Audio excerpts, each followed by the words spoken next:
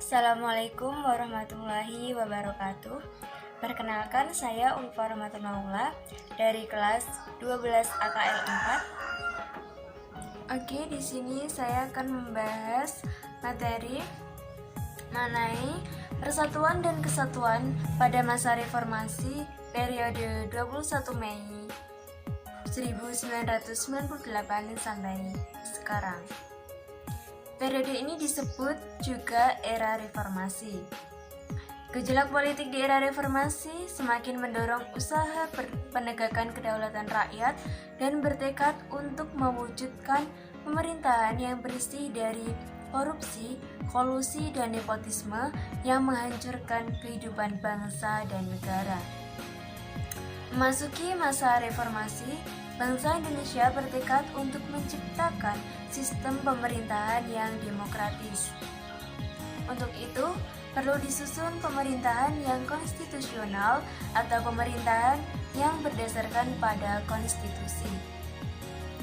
Pemerintahan konstitusional bercirikan bahwa konstitusi negara itu berisi adanya pembatasan kekuasaan pemerintahan atau eksekutif dan jaminan atas hak asasi manusia dan hak-hak warga negara.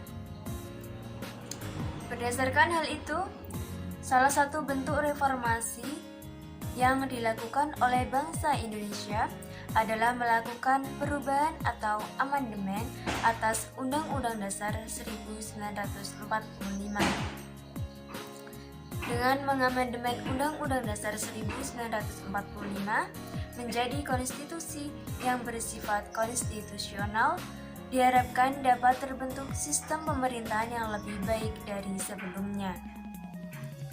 Amandemen atas Undang-Undang Dasar 1945 telah dilakukan oleh MPR sebanyak 4 kali, yaitu pada tahun 1999, 2000, 2001, dan 2002. Perubahan Undang-Undang Dasar 1945 pada hakikatnya tidak mengubah sistem pemerintahan Indonesia. Baik sebelum maupun sesudah perubahan, sistem pemerintahan Indonesia tetap presidensial.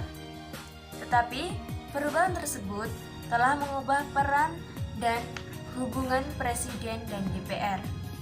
Jika dulu Presiden memiliki peranan yang dominan, bahkan dalam praktiknya dapat menekan lembaga-lembaga negara yang lain, kini Undang-Undang Dasar Negara Republik Indonesia tahun 1945 memberi peran yang lebih proporsional atau berimbang terhadap lembaga-lembaga negara. Begitu pula, kontrol terhadap kekuasaan Presiden menjadi lebih ketat. Selain itu, perubahan Undang-Undang Dasar 1945 juga mengubah struktur ketatanegaraan Indonesia. Jika dibandingkan dengan Undang-Undang Dasar 1945 sebelum diubah, maka Undang-Undang Dasar Negara Republik Indonesia 1945 terdapat penghapusan dan penambahan lembaga-lembaga negara. Untuk lebih jelasnya, berikut dipaparkan perubahan-perubahan mendasar dalam ketatanegaraan Indonesia setelah perubahan Undang-Undang Dasar 1945, yaitu dimulai dari kedaulatan di tangan rakyat dan dilakukan menurut Undang-Undang Dasar Pasal 1 Ayat 2. MPR merupakan lembaga bikameral, yaitu terdiri dari anggota DPR dan anggota DPD. Pasal 2 Ayat 1. Presiden dan Wakil Presiden dipilih langsung oleh rakyat. Pasal 6A Ayat 1. Presiden memegang jabatan selama 5 tahun dan dapat dipilih kembali dalam jabatan yang sama untuk 1 kali jabatan. Pasal 7. Pencantuman hak asasi manusia pasal 28A sampai 28J. Penghapusan DPA sebagai lembaga tinggi negara. Presiden bukan mandataris MPR. MPR tidak lagi menyusun GBHN. Pembentukan Mahkamah Konstitusi atau MK dan Komisi Yudisial atau KY pasal 24B dan 24C. Anggaran pendidikan minimal 20% pasal 31 ayat 4. Negara kesatuan tidak boleh diubah pasal 37 ayat 5.